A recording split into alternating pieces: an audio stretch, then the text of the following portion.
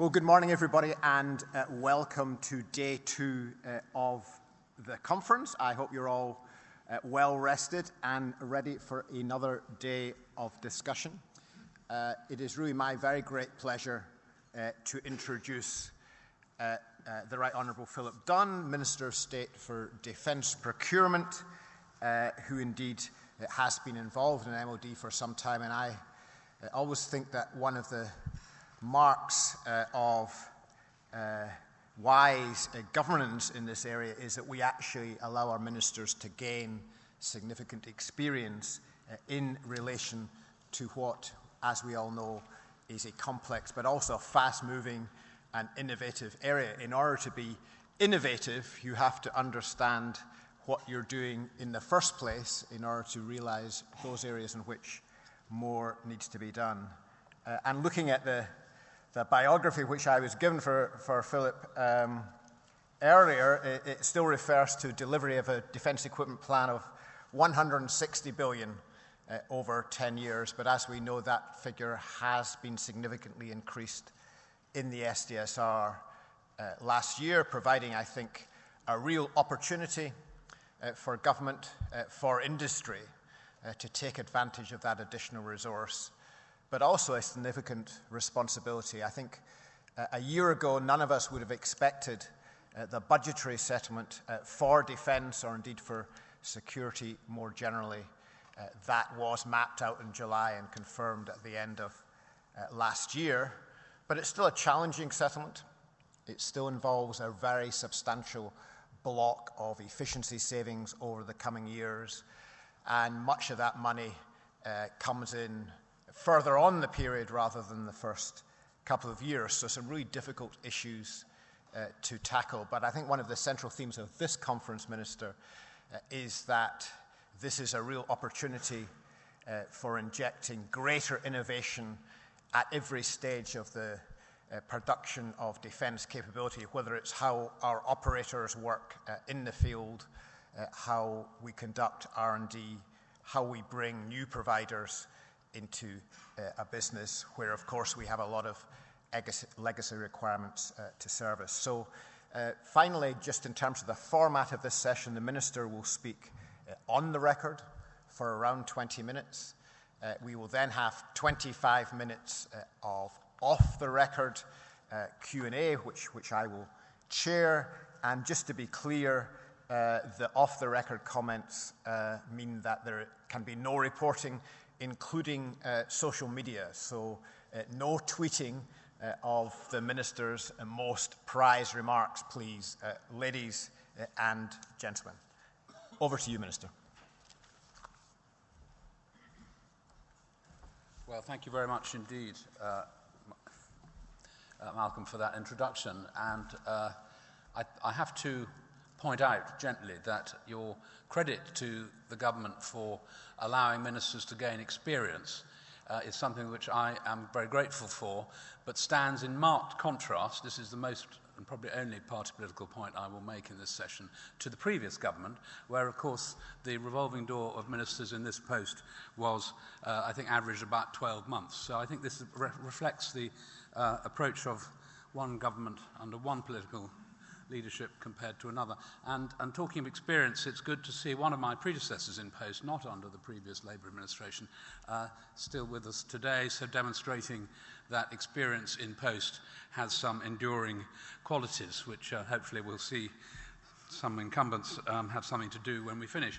And on the subject of finishing, I'd just like to start by placing on the record my tribute and thanks to Michael Clarke for the role that he's played in guiding RUSI over many years to turn the organisation into the recognised leader in its field that it is in this country. I'm sorry Michael's not with us here today. At least I don't think he's here today to hear me say that, but I hope someone will pass on our gratitude to him. I understand that he will continue to be providing more of his time to the Defence Select Committee, which isn't entirely good news from my point of view, but I suppose it will mean that the questions that he helps committee members come up with are rather better informed than they might have been. Now, my topic today is that of information warfare. And we obviously can't talk about that without acknowledging that we are living through an information revolution, where the convergence of knowledge, of technology, of communications has opened up an unparalleled age of opportunity. Daily, we read through the commercial pages about how lives are being transformed. I understand a company called SwiftKey was sold to Microsoft recently, which had created a predictive text app. It's now used on more than 300 million smartphones, saving users 10 trillion keystrokes, which apparently amounts to something like 100,000 years of typing time. So it's no wonder that the owners are now multimillionaires. Meanwhile, the government has used data to usher in an era of unprecedented openness. We're using health data to create tools to compare the qualities of GP surgeries by levels of patient satisfaction. While the Home Office and Ministry of Justice, data is now being used to keep residents informed of where crime is happening in their street. For defence, this revolution has been no less transformative. Information picked up by onboard Raptor pods on tornadoes over the skies of Iraq and Syria today are giving us unprecedented situational awareness. It's the reason why we're now providing our anti-Daesh allies with 60% of their intelligence, and indeed it's helped the United Kingdom bring down one of Daesh's most notorious killers, Jihadi John. This new capability coming on stream is even more advanced. The F-35 Lightning II, for example, will give our pilots enhanced network connectivity. It will allow them to send real-time information, untainted and unseen by others, from the battlefield to the back office of ministers here in Whitehall and back to the front line to help them prosecute targets when required. So enhanced data gives us more opportunity, but our digital dependence also makes us more vulnerable. And what goes for the military applies equally to our broader society. Our transport networks, our energy networks, our banking systems, our economy as a whole all rely on electronic information flows. Our French friends like to call the potential threat la bombe informatique, the information bomb. But we're already seeing our adversaries take advantage. Terrorists have used cyber to take down banks and TV stations, while Cabinet Office figures estimate that cyber attacks are already costing our economy somewhere in the order of 20 to 30 billion pounds a year. This compares with about 11 billion pounds for the drug supply and about 9 billion pounds for organised fraud. And it's not just state-on-state aggressors. Any disaffected loner can get hold of a cheap computer and cause trouble. These risks are reflected in the fact that cyber attack was recognised in the National Security Strategy as a Tier 1 threat, up there with international terror, a major accident or a natural hazard. So our challenge is to counter the threats of information warfare while making sure that we can keep opening up opportunity. But how to square that circle? Well, there are three things that I'm going to focus on today. First of all, we must protect our networks. Defence is strengthening our own core ICT networks. In the MOD, we're getting to grips with our Byzantine array of IT platforms, described for me by the Director of Resources when I first turned up at DE&S and asked for a diagram of the IT systems employed in that discrete element of the MOD. He produced a diagram which was a photograph of a plate of spaghetti. Such was the challenge which presented him when he arrived in that department, and Mike Stone has found is improving the situation in the MOD no end, as you will be aware. This system included more than 20,000 physical servers across defence and multiple networks across our own domain. We're moving from this to creating a single defence platform which caters for civilian and military customers, instead of multiple platforms catering separately for all. At the same time, we're actively encouraging good cyber behaviours amongst our staff.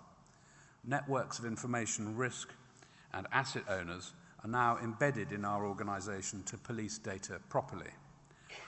And all our staff, military and civilian, must complete mandatory information handling refresher training each year and take responsibility for their data. But this is not a threat that we can tackle alone. Cyber blurs the lines between the public and the private sector. One cyber breach in one security firewall can make us all weaker. And that's why we're looking to create a culture of resilience across society, between government, companies large and small, and the public as a whole, so we can all keep safe in cyberspace. That's why we have the UK's National Computer Emergency Response Team, CERT UK. They've been operational for nearly 2 years, working to enhance the UK cyber resilience. We're also encouraging organisations to share information on threats and vulnerabilities as they occur through the Cyber Information Sharing Partnership, which now boasts over 4,000 members. We've launched the Cyber Essentials Scheme for cyber security, so companies handling sensitive and personal data can demonstrate they're secure and trustworthy. More than 1,000 British companies have received a certificate. And from the start of this year, all suppliers of new contracts which involve the transfer of MOD identifiable information are now required to have a Cyber Essentials certificate. This will have to be renewed annually and will also apply to companies in their supply chain. We're also encouraging organisations to share information on threats and vulnerabilities as they occur through the Cyber Information Sharing Partnership. And thanks to our SDSR, we're setting up a new National Cyber Centre run by GCHQ, which will be the single point of contact for cyber advice from HMG. In total, the government will be investing some £2 billion into cyber following the SDSR. And meanwhile, later this year, we publish a second 5-year national cyber security strategy, making sure that the component pieces are in place to defend the UK from cyber attack. Finally, the threats and opportunities in cyberspace clearly extend beyond national and organisational boundaries to the international sphere. So we're working alongside other nations, it's good to see some of you here, and international institutions such as NATO, the UN and the EU to tackle common threats. So protecting our networks is vital. But my second point is we need to use the information we've got more effectively. Our enemies are masters at shaping their narrative. Just look at the way Daesh use social media to recruit and radicalize their followers, or the way Russia uses lies and propaganda to distort events. We, as the UK and some of our other allies, might feel hampered by our need to stick to the facts. But we're also beneficiaries of vast and increasing swathes of information. From big data, vast open resources, diplomatic and military reporting, to secret intelligence. So we're now investing in better communications that allow us to deliver a faster truth to dispel the lies of our enemies. And this isn't just about how we use information tactically, but also strategically. So in government, we'll be ensuring that early warning, horizon scanning programs, open source material, and data analytics shape our policy development. In particular, we plan to join up horizon scanning between national security and other policy areas to enable a rigorous assessment of emerging challenges and opportunities.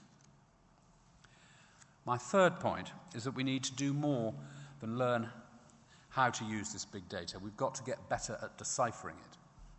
It's complex stuff which doesn't come with an idiot's guide, and the sheer volume makes it so hard to analyse. So building on the UK's strong reputation globally in data analytics, we've now established the Alan Turing Institute, headquartered at the British Library, to follow in the footsteps of its brilliant namesake and crack big data codes. We also need to create better tools, sensors and algorithms that mine information from different sources and can interpret the data they find. But since this is a commercial as well as a military challenge, and since it will require the sort of innovation these days chiefly found in the private sector, we need to do more to tap the talent of our supply chains. So we've launched our new joint MOD Tech UK Innovation Challenge to industry. In each quarter, we are setting an innovation challenge focusing on a very specific area of digital information, such as leveraging cloud technology, analytics, and insight and open source data. And we've launched a competition in conjunction with the DSTL Centre for Defence Enterprise and Tech UK to provide an open source big data insight solution. These competitions are good for all of us. For the Ministry of Defence, it allows us to understand where the industry is heading. And for companies, it's a chance to show off new technology and help get it to fly. But it's also good for our economy. This is an industry with enormous potential, as demonstrated by SwiftKey and by the number of UK tech IT billionaires who have already capitalised their skills. And it's an area where Britain has the capacity to be a world leader. We need to seize those opportunities to get ahead now.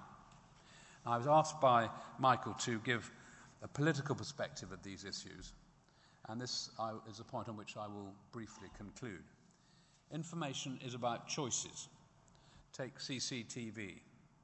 It makes many of us feel safer here in the UK, but with facial recognition techniques advancing apace, it makes some people feel nervous. We have more cameras per head than any country in Europe, so many worry that we may be turning into a Big Brother state. It's the politicians, as the people's appointees, who ultimately get to strike that delicate balance between openness and privacy, or security and liberty. On the military side, increasingly the decisions are about making sure that it's a human choosing how to handle the data that's available. Technology is moving at such a pace that one day autonomous systems might converge with predictive technology, leading to the potential for robots to decide where, when, and who to strike. A frightening prospect, perhaps, and no longer the stuff of fiction or nightmares.